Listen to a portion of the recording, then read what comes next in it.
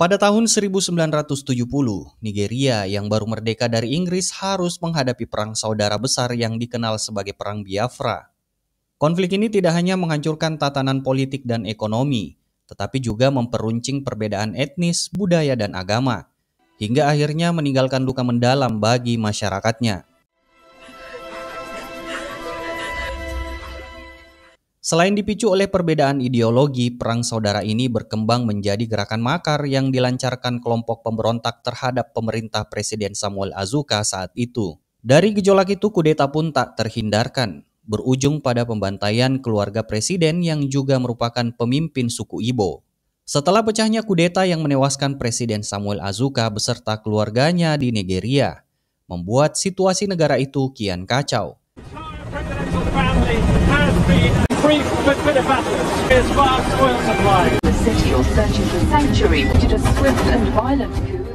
Sehingga dipastikan akan membahayakan warga asing yang masih berada di sana.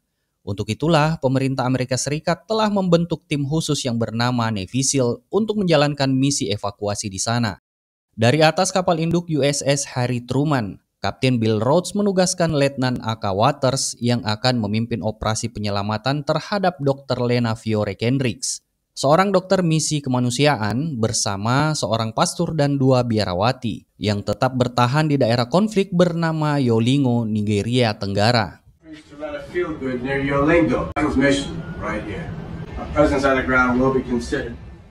8 prajurit terbaik Navy SEAL segera bergerak setelah menerima perintah itu, dan mereka langsung menyiapkan perlengkapan tempur dan logistik yang diperkirakan akan cukup selama 3 hari. Malam itu juga sebuah pesawat penerjun membawa mereka menuju zona operasi.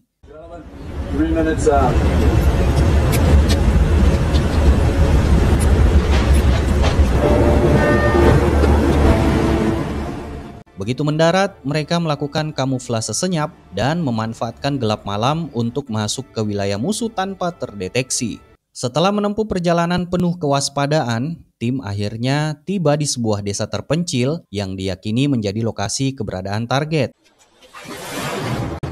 Letnan Waters yang akrab dipanggil Alti segera meminta bantuan seorang perempuan bernama Patience untuk menunjukkan jalan menuju tempat Dr. Lena berada.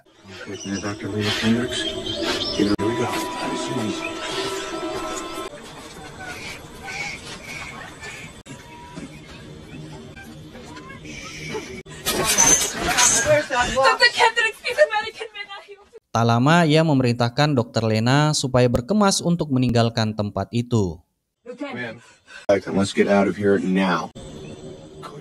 Nah, disinilah kita akan diperkenalkan oleh ke-7 anggota operasi.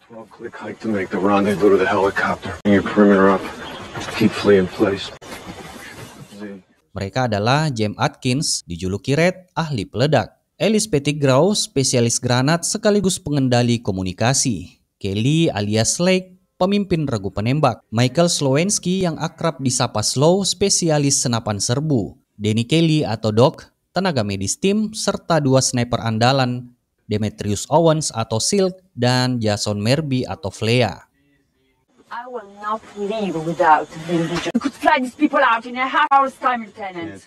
Saat pagi tiba, regu Navy SEAL telah siap menjalankan misi penyelamatan. Tetapi rencana tidak berjalan mulus, di mana Dr. Lena tiba-tiba tidak mau dievakuasi dan akan tetap tinggal di sana. Ia menegaskan hanya akan meninggalkan desa apabila para pasien dan warga lokal yang menjadi tanggung jawabnya juga dibawa bersama keluar dari zona konflik. Kejadian tersebut sempat membuat Alti kebingungan, sebab Kapten Bill selaku atasannya dengan tegas melarang segala tindakan di luar perintah dan hanya menugaskannya untuk membawa 4 orang yang telah ditetapkan sebelumnya. Untuk menyiasati keadaan itu dan setelah ia pertimbangkan matang-matang, Alti akhirnya memilih menuruti permintaan Dr. Lena, yaitu membawa semua orang dan akan berjalan sejauh 12 km menuju perbatasan Nigeria Kamerun.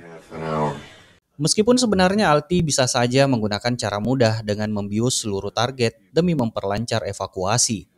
Namun, rasa kemanusiaannya membuat dirinya berani melanggar instruksi atasan demi menyelamatkan lebih banyak nyawa.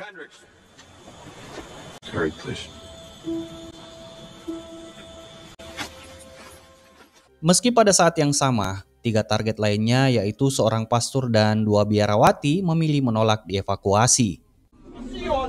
Mereka bersikeras tetap tinggal di sana apapun resikonya.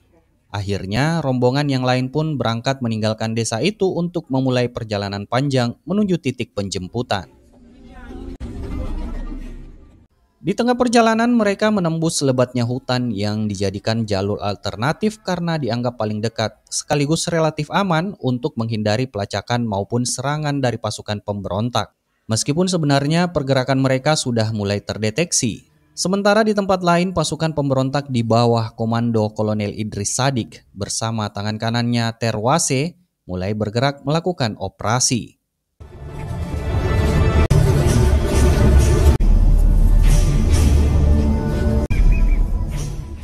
Tak lama setelah Nafisil dan rombongannya meninggalkan desa, pasukan pemberontak tiba-tiba menyerbu pemukiman terpencil itu untuk memburu siapa saja yang berani melanggar wilayah kekuasaan mereka. Tanpa belas kasih, mereka membantai penduduk yang masih bertahan, termasuk sang pastor dan dua biarawati yang sudah pasrah menerima takdirnya, sekalipun harus meregang nyawa di tempat tersebut.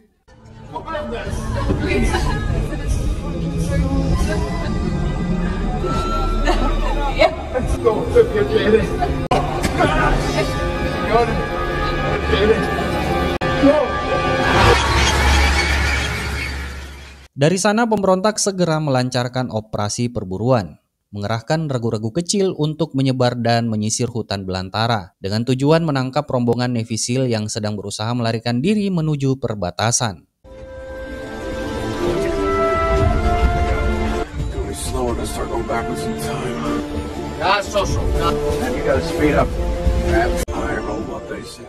Di sisi lain, tim Nefisil bersama rombongan masih terus menembus hutan rimba yang asing. Mereka dipacu untuk bergerak tanpa henti, seolah berpacu dengan waktu agar tidak terlambat tiba di titik penjemputan yang telah ditentukan.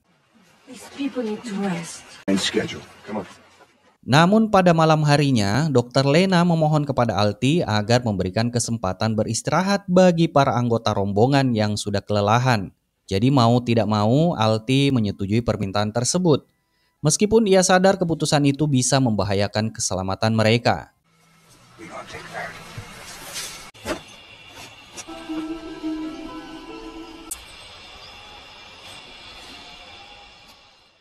Tak lama setelah itu, Alti memerintahkan timnya membentuk tim pengamanan. Satu persatu anggota menyebar di dalam gelapnya hutan, sekedar antisipasi bahaya yang bisa saja tiba-tiba datang. Sementara itu, sebagian tim lainnya diperintahkan tetap berjaga mengelilingi warga yang beristirahat. Namun situasi itu mendadak tegang ketika Lex menyampaikan sebuah laporan melalui radio. Lex melaporkan bahwa ia melihat sekelompok orang yang diduga pasukan pemberontak sedang berpatroli melewati jalur tersebut.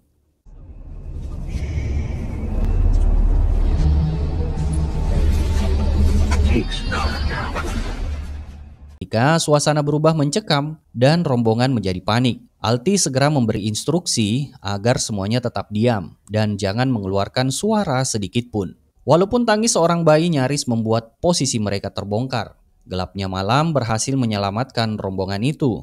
Mereka pun terhindar dari kepungan pasukan pemberontak yang jumlahnya jauh lebih banyak dari mereka.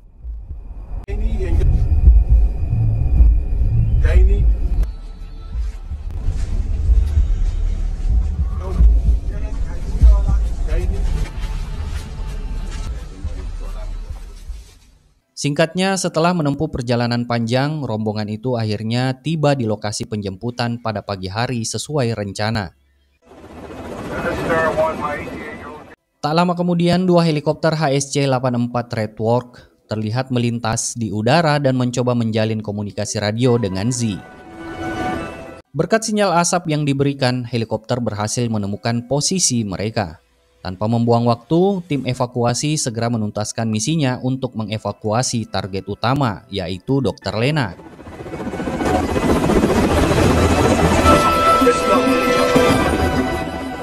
Namun situasi sempat memanas ketika mereka menolak mengangkut para warga sipil. Sebuah keputusan yang membuat dokter lainnya merasa sangat kecewa. Berdasarkan instruksi pusat, mereka terpaksa meninggalkan para pengungsi di dalam hutan. semata-mata demi menjalankan tugas.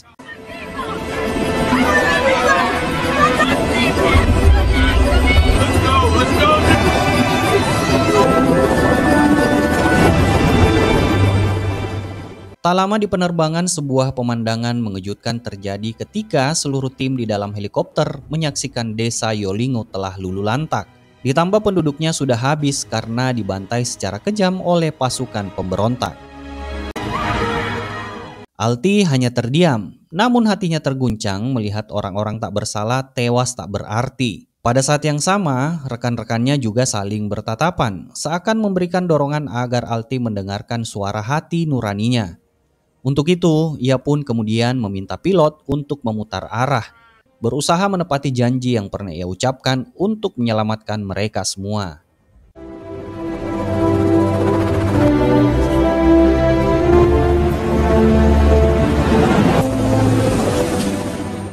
Namun dikarenakan kapasitas helikopter yang terbatas, Alti memutuskan agar anak-anak dan orang tua renta diutamakan untuk diterbangkan menuju perbatasan Kamerun terlebih dahulu. Sedangkan sisanya harus menempuh perjalanan darat bersama dengan tim Navy SEAL.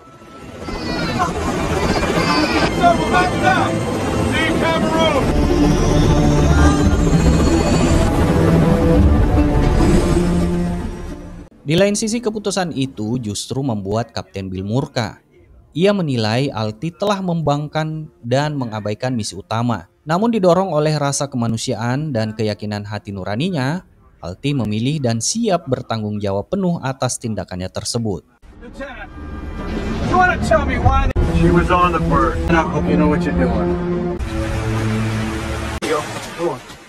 Tak ingin membuang waktu, seluruh rombongan itu segera bergerak untuk menyusuri hutan hujan lebat yang nyaris belum pernah dijamah manusia.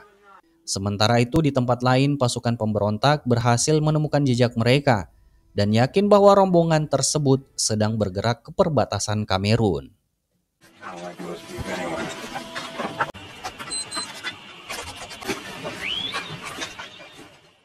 Sebenarnya, Slow sudah mengetahui kondisi tersebut setelah mendeteksi pergerakan musuh yang mengikuti mereka melalui citra satelit.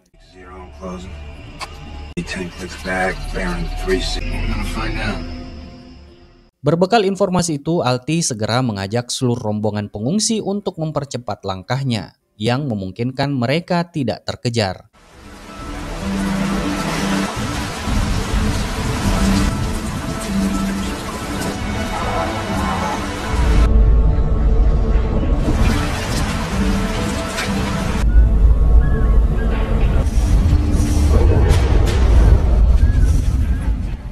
Tak lama kemudian kesulitan baru muncul ketika Lake yang berada di barisan depan melihat dari kejauhan sebuah desa terpencil tengah dilanda tragedi. Pasukan pemberontak anti pemerintah terlihat menyerang dan membantai warga suku Ibo dengan keji.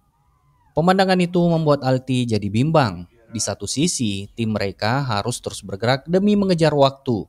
Tapi di sisi lain, suara hatinya yang menolak berpaling dari kekejaman tersebut. Dan pada akhirnya ia memilih terlibat dan memerintahkan timnya bersiap menghadapi kontak senjata.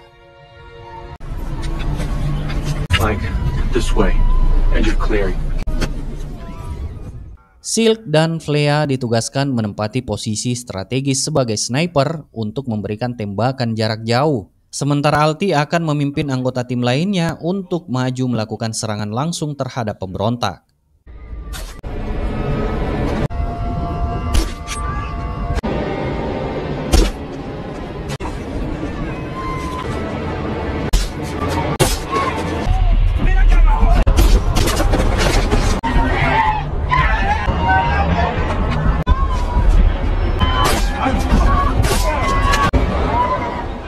Dengan kemampuan yang dimiliki serta kerjasama tim yang solid, mereka akhirnya mampu menaklukkan puluhan pemberontak satu persatu. Pada saat yang bersamaan barulah mereka benar-benar menyadari bahwa kebrutalan para pemberontak selama ini bukan sekedar kabar angin, melainkan memang nyata adanya. Mereka tanpa ragu membunuh para pria maupun wanita muda dari suku Ibo. Namun yang lebih kejam lagi, mereka bahkan menguliti payudara para ibu yang tengah menyusui, agar tak bisa memberikan ASI kepada bayinya.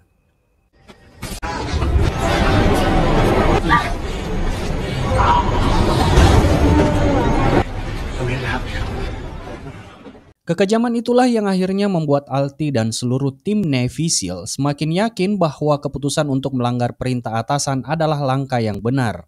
Meski sebelumnya sempat terjadi perdebatan di antara mereka terkait keputusan Alti yang nekat menantang aturan misi.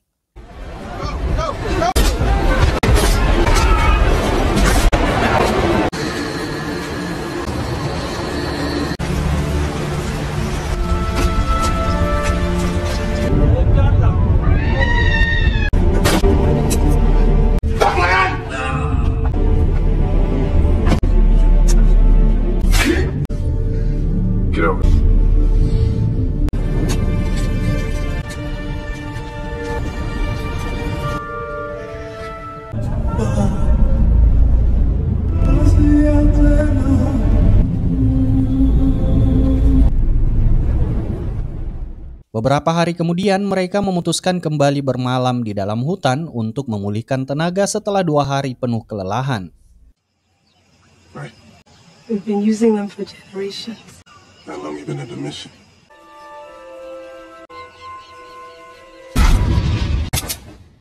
Namun keesokan paginya, Alti dikejutkan oleh Slow yang melaporkan bahwa gerakan para pemberontak kian mendekat ke arah mereka. Semula Alti menganggap pengejaran tersebut hanyalah konsekuensi dari tekad para pemberontak yang terus mengejar tanpa lelah. Akan tetapi Slow justru melihatnya berbeda. Ia berpendapat bahwa ada alasan khusus mengapa mereka begitu ngotot. Bahkan mencurigai adanya pengkhianat di dalam kelompok yang membocorkan jejak mereka kepada musuh.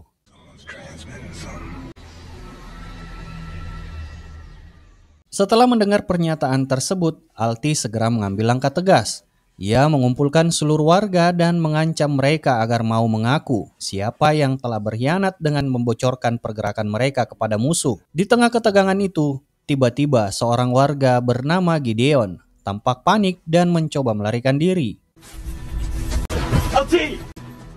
Aksinya membuat Red terpaksa melepaskan tembakan yang mengenai bahunya, sehingga Gideon pun berhasil dilumpuhkan. Dari hasil interogasi menunjukkan ternyata Gideon ini menyimpan sebuah alat pemancar yang memungkinkan para pemberontak mengetahui posisi mereka dan mengikuti tim Navy SEAL sejauh ini. Namun alasan dibalik tindakannya tersebut ada hal yang lebih penting, di mana ia hanya menjalankan perintah Kolonel Idris Sadik yang sebenarnya sedang mencari seorang bernama Arthur.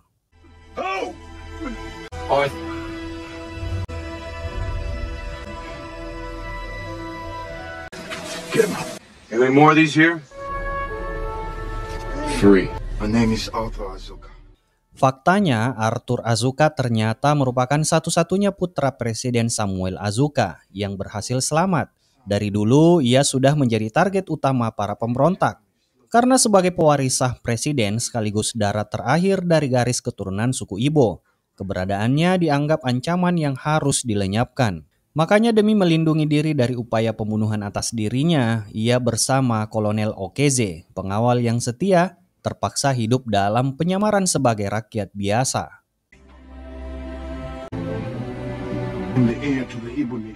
Begitu kabar penting itu terungkap, Alti dan timnya semakin sadar bahwa beban yang mereka pikul jauh lebih besar dari yang dibayangkan. Mereka pun sepakat untuk segera bergerak menuju perbatasan demi menyelesaikan misi tersebut.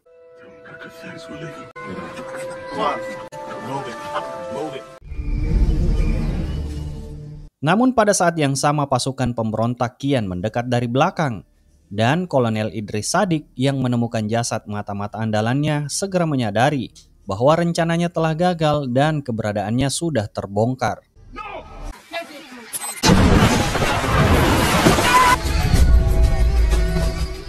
Pada saat yang sama, ajudannya Tarwase segera menghubungi pasukan di lokasi lain untuk mengatur pengepungan sekaligus penyergapan terhadap rombongan pengungsi bersama tim Navy SEAL. Pasukan itu langsung digerakkan ke berbagai arah dengan tujuan menutup setiap kemungkinan jalur pelarian agar semua target yang selama ini diburu dapat tertangkap. Ketika tim Navy SEAL akhirnya mencapai sebuah hamparan padang ilalang terbuka di dekat perbatasan Tanjile, Lex yang berjalan paling depan kembali mengandalkan instingnya. Ia sempat merasakan adanya ancaman di hadapan mereka, meski yang tampak hanyalah seekor babi hutan yang lewat. Namun tak lama berselang, Firasat itu terbukti benar. Lex tiba-tiba terjatuh setelah terkena tembakan sniper musuh yang berhasil menangkap pergerakannya. Sniper 11 o'clock. Bro, give me LT. Okay. Go! Yeah, look at this. Like the cavalry. Dalam sekejap keadaan berubah kacau. Seluruh tim Navy SEAL segera bergerak untuk melindungi sekaligus mengevakuasi Lex yang tertembak di bahunya.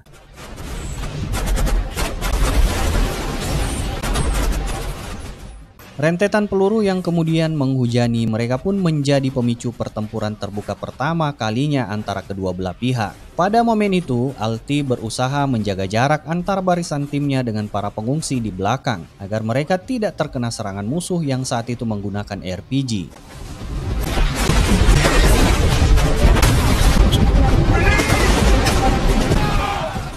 Namun tanpa diduga ternyata Slot terkena peluru tepat di dadanya. Dan seketika itu juga ia dinyatakan tewas di tempat.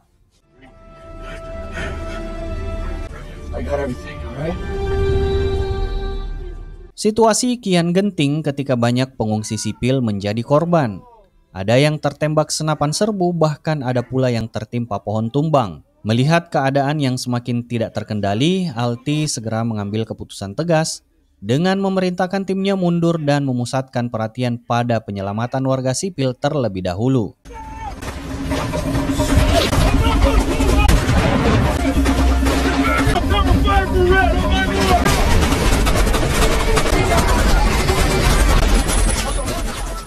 Di tengah tekanan serangan itu, Z mencoba mengontak markas komando di kapal induk untuk meminta dukungan serangan udara. Meski begitu, mereka sendiri ragu apakah sinyal komunikasi tersebut benar-benar dapat tersampaikan. Suasana semakin porak-poranda ketika Lex terjatuh setelah ia terkena tembakan senapan musuh. Dan ia pun kehilangan nyawanya tepat saat mencoba menyelamatkan seorang perempuan yang terkepung. Karena kehilangan ujung tombak timnya membuat Alti segera bereaksi. Ia memerintahkan rekan-rekannya yang masih bertahan untuk melemparkan granat sebanyak mungkin agar laju pemberontak bisa terhambat.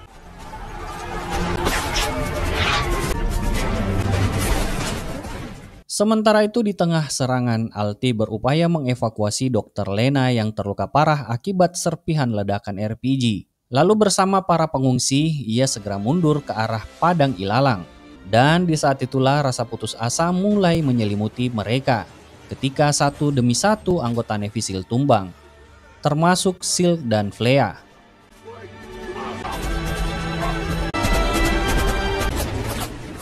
Z pun kini tergeletak kritis setelah dadanya ditembus peluru.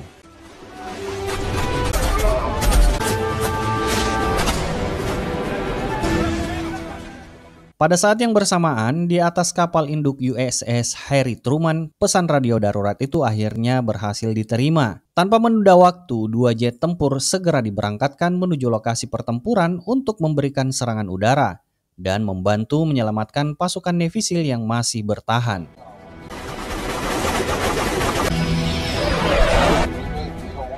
Sementara itu, rombongan pengungsi akhirnya tiba di pintu perbatasan Nigeria Kamerun. Namun pasukan penjaga perbatasan Kamerun dengan tegas menolak memberikan akses masuk. Akan tetapi di sisi lain, perjuangan Alti dan Doc yang sudah berjuang menyelamatkan Z akhirnya mendapatkan respon balasan dari radio, yang ternyata itu adalah panggilan dari sang pilot pesawat Angkatan Laut Amerika. Untuk itu Alti segera mengirimkan titik koordinat dan menyalakan tanda asap sebagai petunjuk bagi para pilot. Dan tanpa menunda waktu, pesawat-pesawat itu langsung melancarkan serangan dahsyat dan menghujani posisi pemberontak hingga tidak ada seorang pun yang tersisa dari mereka.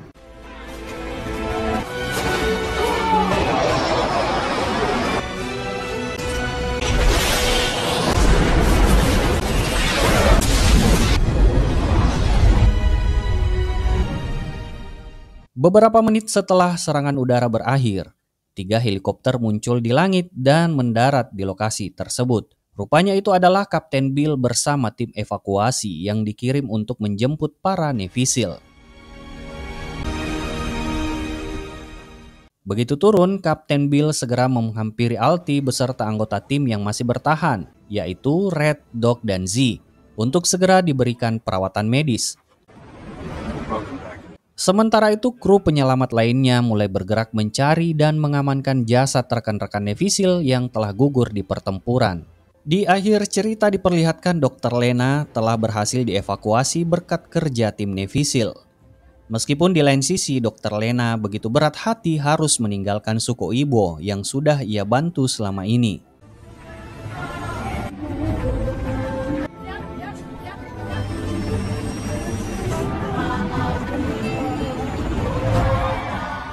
Sementara itu sang ahli waris Presiden Arthur Azuka kini sudah kembali mendapatkan mandatnya sebagai pemimpin suku Ibo untuk meneruskan perjuangan ayahnya yang bijaksana. Dan dengan begitu, film pun selesai. Terima kasih sudah menonton, semoga kalian terhibur. Sampai jumpa di alur film seru lainnya, and bye-bye.